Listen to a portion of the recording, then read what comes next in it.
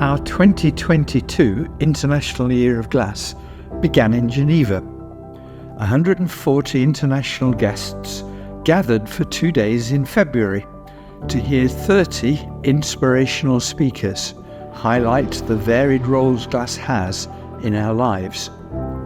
7,000 listened online. Thousands of events enjoyed by millions followed. The journey concluded in December in Japan with a conference on how glassy materials help to create sustainable societies. A week later, the IOG Organizing Committee arrived at the UN headquarters in New York to summarize the overwhelmingly positive outcomes from UN sponsorship, so many aligned with their 2030 goals.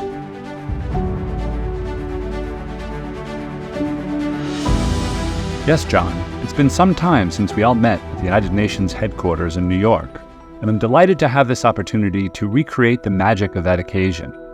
We focused on activities supporting the UN 2030 goals on equality, inclusive, lifelong quality education, gender equality, empowering women and girls, and reducing inequality within and between countries.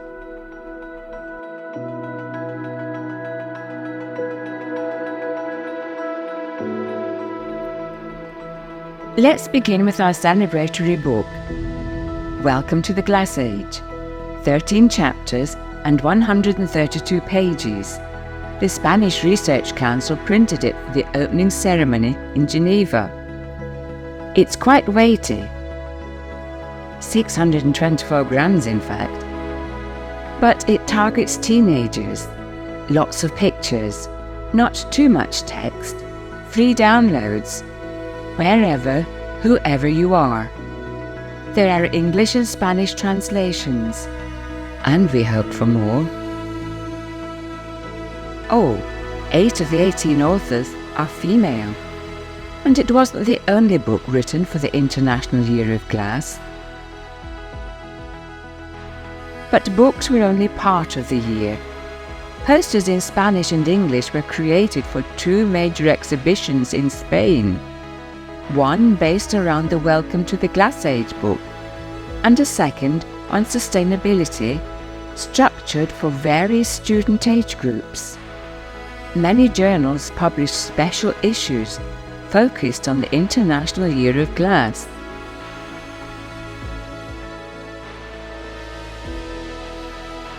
IOG also supported tens of conferences and hundreds of talks across the world for all age groups.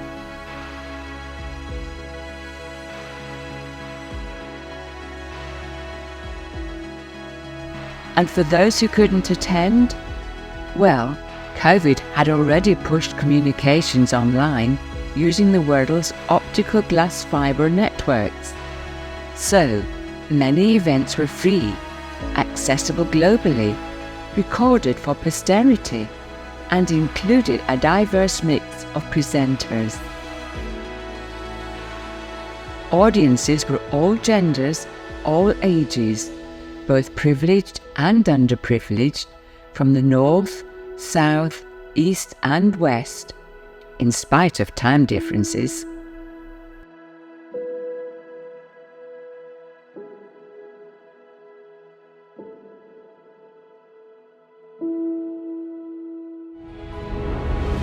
The UK's Stained Glass Society opened its prestigious prize to international competition for IOG. We hope such opportunities will grow. ICG's Education Committee already has short international schools for new graduates. The novel course at Albright, shown in the video, concerns new teaching techniques and has an IOG grant to grow international participation. Impressive. But what's next on the equality front? Where do skills fit in? What about inspiring those who struggle for access? Female glassblowers with allegedly insufficient lung power. Younger children.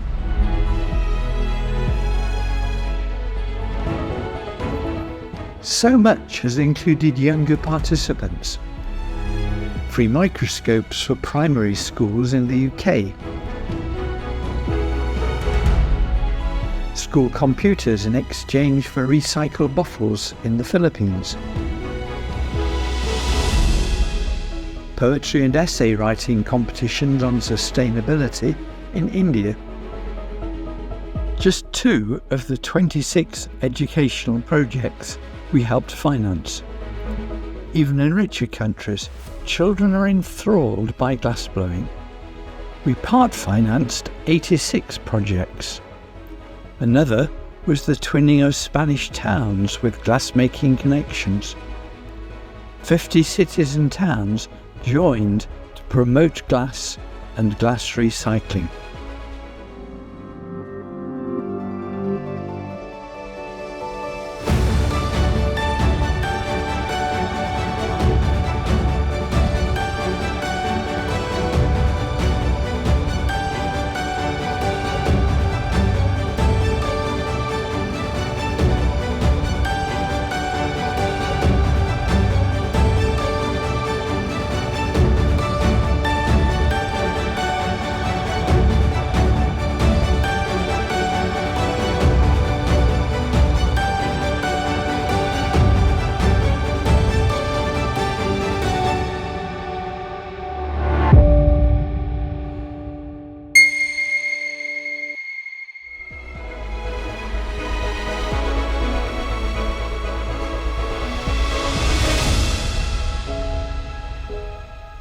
And gender equality.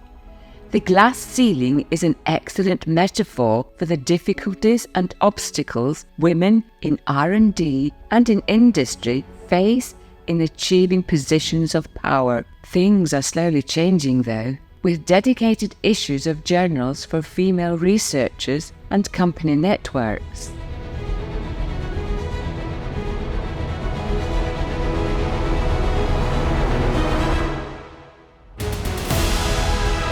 Thinking about skills, let's talk to Andrew about art. Thank you very much, Mary and John, for sharing the many efforts to communicate the science and technology of glass so widely. Glass art has also been a key focus of the International Year of Glass, and artists have worked hard to share with the wider public the dynamic and theatrical process of glass blowing and shaping.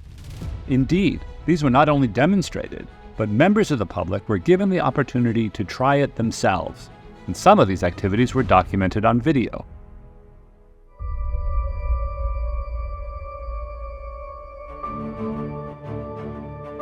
Yo llegué aquí un poco por casualidad, porque la fábrica estaba en ruina, entonces había un proyecto de restauración y dentro del proyecto de restauración del edificio se inició una famosa escuela taller del vidrio.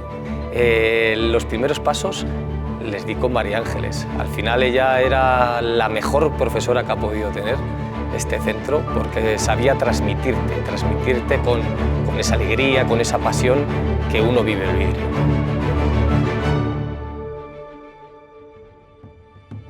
A partir mediados de los años 50 se han empezado a introducir las mujeres. Tenemos muchas mujeres. Es cierto que en todas las escuelas que han pasado por aquí tenemos un montón de mujeres. Es una cosa curiosa porque de ser un oficio de hombres ha pasado a que la mujer se va incorporando y tiene las mismas capacidades que el hombre. Son muy buenas, son más capaces de ver lo que nosotros no vemos. Ya no se ve con reticencia que una mujer sople. Gracias a las nuevas tecnologías y al avance social, el vidrio está abierto ahora a todo el mundo. El futuro del soplado de vidrio cada vez es más fuerte. Principalmente que el vidrio es un mundo apasionante. Es donde va a poder expresarse, es donde va a poder dar vida a un ser inerte como que es el vidrio. Animaría a cualquiera que se apuntara a la escuela. Y si quieres formarte y tener una pasión tan grande que te lleve y que tenga esa fuerza como para que sea tu vida, tendrías que venir a la escuela.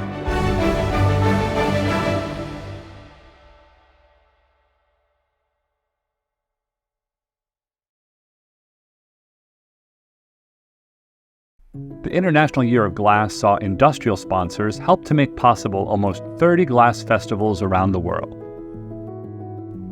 Because so many of these regular events had to be postponed during the COVID pandemic, the opportunity to hold these celebrations of glass once again created a fantastic buzz and boosted attendance. Let's hear Janine Christley talking about the UK Glass Biennale, an international festival of glass, and watch a video of a glass garden at the UK Chelsea Flower Show. Hello, my name is Janine Christley, and I'm Director of the International Festival of Glass in the UK.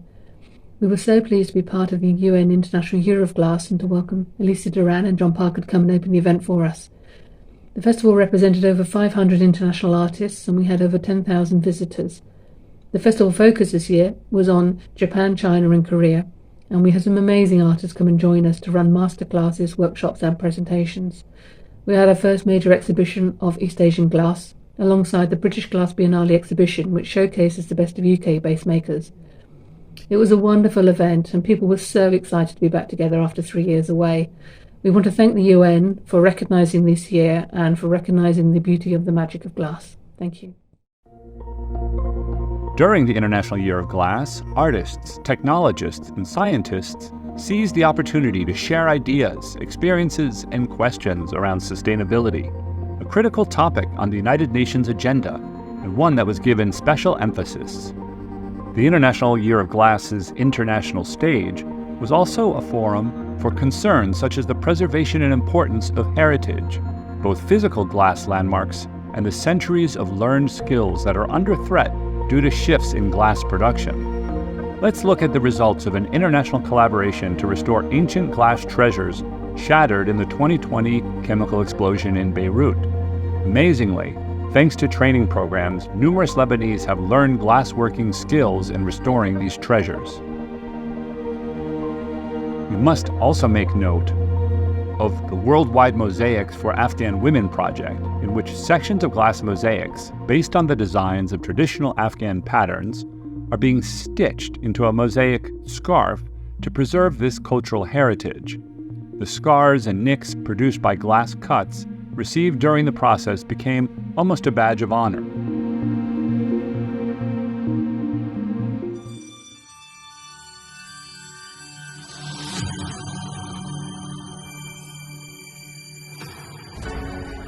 Italy is an excellence recognized worldwide for its millennial tradition in glass processing and manufacturing. The Italian glass culture has deep roots, dating back to thousands of years ago, when the ancient Romans developed new techniques, contributing firsthand to the history of its processing.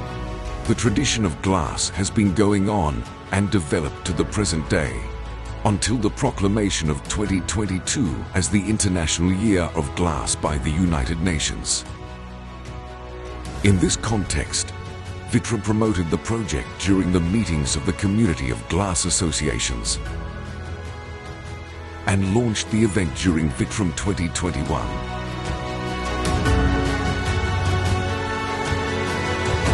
Italy celebrated the International Year of Glass with the Italian Glass Weeks, which has been held between Milan and Venice from 10 to the 25th of September 2022. With its 300 events and over 450,000 visitors, the event recorded a great success and attracted the public's attention on the Italian glass industry and its excellence. The show featured a multitude of events, workshops and laboratories for kids and adults. Lessons and demonstrations, conferences, shows and installations, tours to museums with glass-skilled experts, evening events and parties.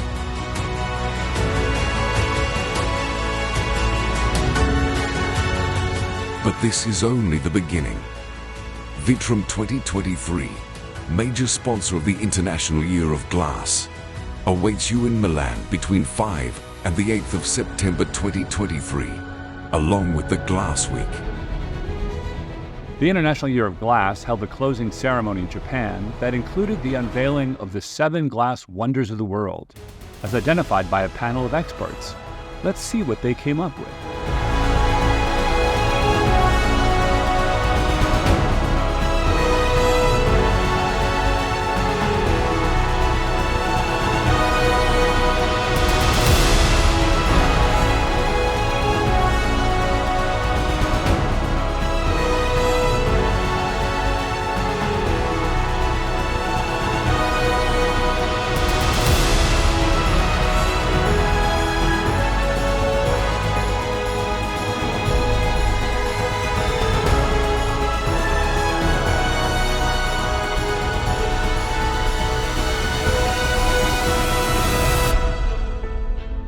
And we extended the New York event by parading outside into the cold December air after the proceedings to see and appreciate the evocative artwork Wildfire by artist Natalie Tyler, which was placed in the UN grounds for a month and reminded us all of the significance of climate change. Which brings us to the topic of those who made the 2021 International Year of Glass possible. It's critical that we thank all those whose time and financial contributions made this amazing program possible and whose images enrich the presentation.